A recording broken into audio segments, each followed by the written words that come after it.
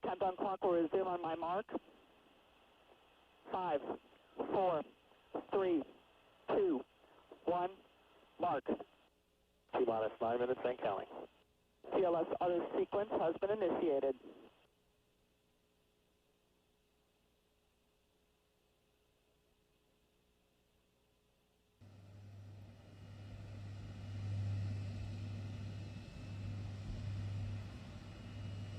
The orbiter access arm can be moved back into position in less than 30 seconds should any kind of emergency arise.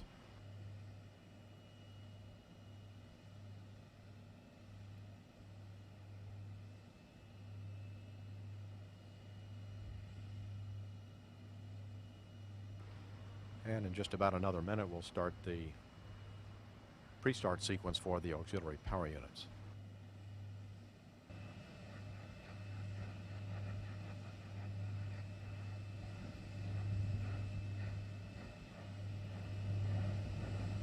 Main engines are gimbaling now.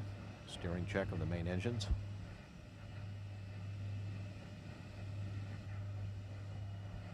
Caution and warning, memory clear, not expected errors. Up at PL2.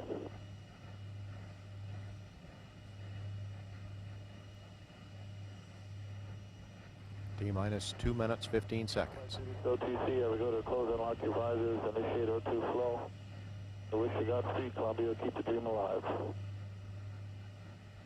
Roger that, thanks. And we want to congratulate everybody here at the Cape that made this record-breaking turnaround possible. We'll take good care of the ship and see you in 16 days. And we copy, thank you. 15. Sound suppression water system activated.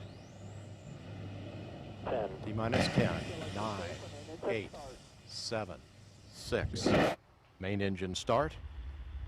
3, 2, 1, 0. And liftoff of Columbia with the Microgravity Science Laboratory, a research bridge to the International Space Station. Houston. Roger, roll, Columbia. Houston is now controlling. Roll maneuver is complete aboard Columbia. The orbiter is now in a heads down position on course for a 28.5 degree, 160 nautical mile orbit.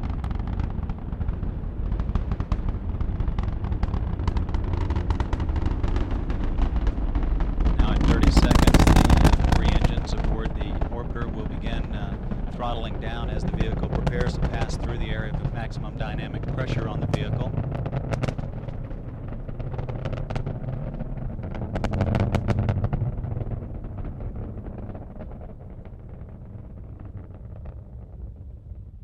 Standing by for burnout and separation of the twin solid rocket boosters, which signals the end of first stage.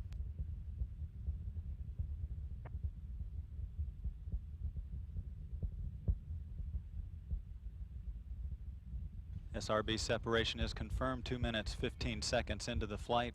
Columbia is now at an altitude of 31 miles downrange from the launch site, 35 miles. Columbia, performance is nominal.